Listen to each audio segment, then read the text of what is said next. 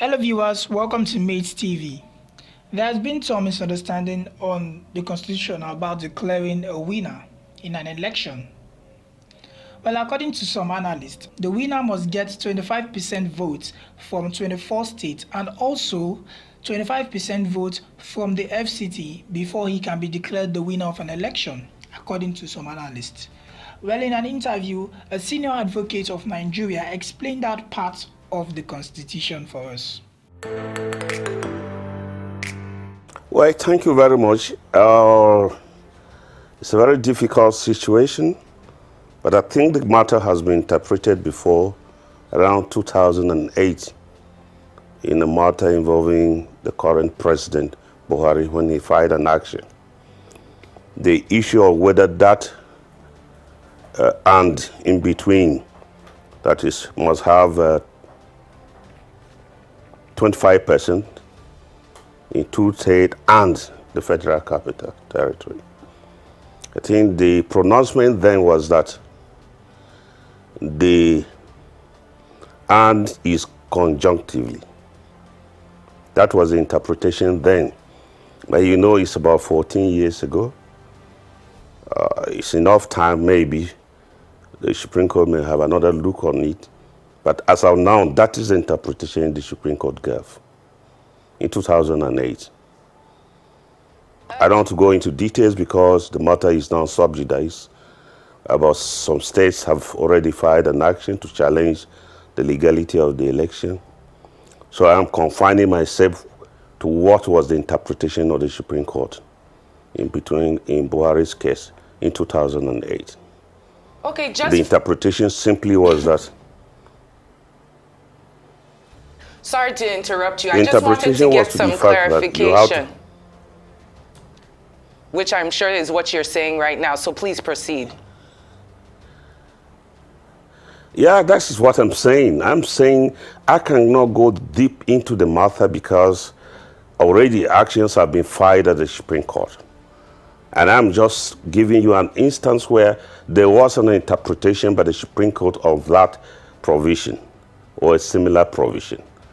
The interpretation was that and federal capital should be construed conjunctively. In other words, it means you must get the 25% in 2 days, and also you must get 25% in the Federal Capital Territory. If you go by the interpretation of the Supreme Court in 2008. But I say, look, the Supreme Court have a right to depart from its previous decisions if the justice of the case demands so. So I don't know if they are confronted with similar interpretation, they will follow their own previous decision, or they might depart from their previous decisions. That's why I gave you that answer. But I will not go further because the matter is before the Supreme Court, and 6 states have already gone to court to have the election voided. Now, of course, the 2 political parties, PDP and Labour Party, also have commenced legal actions at the Presidential Tribunal, which is the Court of Appeal. So it will not be proper for me to go deep into the matter. And that's why I didn't even cite the citation, but it's a case I'm very sure was decided in 2008. It involved the current president, and a clear interpretation was given on that. So if we are to follow the 2008 interpretation, that means essentially Bola Ahmed Tinubu can't be declared winner of the presidential election because he did not get 25% of the FCT. Or is it that the INEC is going against the constitution, or the constitution is going against itself? It seems that it's a war of semantics in more than one case, not only with the and or Federal Capital Territory, but the words now are transfer versus transmit. And I'm speaking about IREV and BVAS, transmission versus transfer. A few days back, Senate President Ahmed Lawan, well, he said at plenary that the National Assembly only made provisions for the transfer of results from polling units to the INEC server. Now, this is contrary to the narrative that INEC has been selling on advertisements all over multiple television screens and even in newspapers, telling the country about real-time transmission of results that can be seen by all in order to create transparency. This particular sticking point, is this another credible angle that some or more of the parties might use to argue their case? Certainly is going to be an issue, because the position of the Supreme Court then and now are guidelines flowing from INEC have constitutional flavor. The guidelines flowing from INEC in the conduct of elections have constitutional flavor. Even in party politics, the Supreme Court has retaliated that party guidelines also ought to be obeyed. How much with, not to talk of INEC guidelines, which flows directly from the Constitution, because they get the powers to enact, to issue out guidelines based on the power donated to INEC to conduct the election by the Constitution.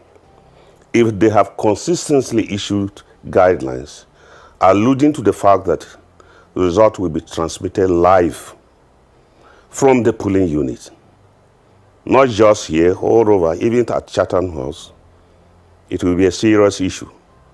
They will have good reasons to tell the Supreme Court or to the Presidential Tribunal why they deviated from that guidelines. And they must also justify deviating from that guideline did not affect substantially the result of the election.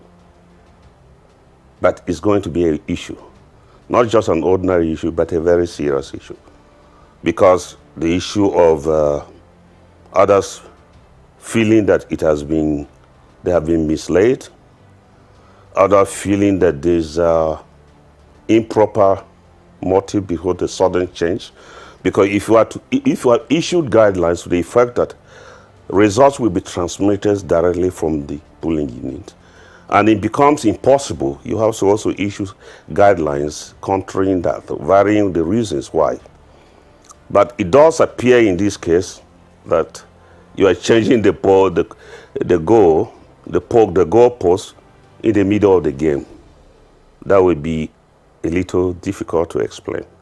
But I've said these matters are before the court, and the court, Nigerian judiciary is courageous, very courageous enough to see whether that sudden change without notice created issues of transparency on the election. That will be a very great question to ask. The big question is, why did you keep drumming on that issue? They may have a reason, but until that reason is adduced, if at the trial and it becomes public, if not, the presumption will be obvious that something not right happened. Not right in favor of INEC or not right in in favor of the parties. Maybe INEC have a reason why they suddenly did that in the middle of the election. But I've said not transmitting the result as alluded by them consistently will be a serious issue. Thank you. That 6 states have petitioned the Supreme Court to nullify the outcome of the presidential election. But I'd like to know if it should be the states, making such petitions. If I might borrow your legal term, do they have the locus standi to do that? If you follow the recent judgment of the Supreme Court by Naira redesignation by CBN, would approve of the problem. In one of the clauses, the judges of the Supreme Court, in their wisdom, said there's a known principal. CBN has a known principal, which is the president. And the conduct of election vested in INEC is also the duty of the federal government to ensure elections are transparently conducted. If you follow that judgment, which was just delivered today, it will be difficult to say the state don't have jurisdiction, because they also have stakeholders.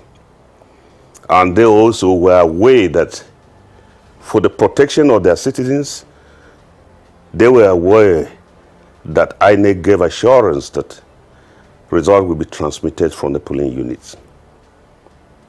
Just like in the matter relating to the Naira issue, there's sufficient interest alluded. In Naira issue, the state governors, in their wisdom, and correctly went to court to protect their people. They felt the policy created hardship and was unjust on them. And Supreme Court said they have a right. How much the issue of leadership? Who governs this country must be a matter of all the federation states. It must be a matter of concerns to everybody. And everybody, I think that is an area that we will wait to see whether they have jurisdiction. The rights, I have not read the claims sufficiently to me to make comments, and then even if I read sufficiently, I will not make comments because the matter is before the court. I am only commenting on the fact that the recent judgment seemed to create a window for states to do the data point. So viewers, I want to get your thoughts on this matter concerning what he has said. So drop your comments down in the comment section below, and also don't forget to turn on your notification and subscribe to this channel so you can get more updates as we drop them.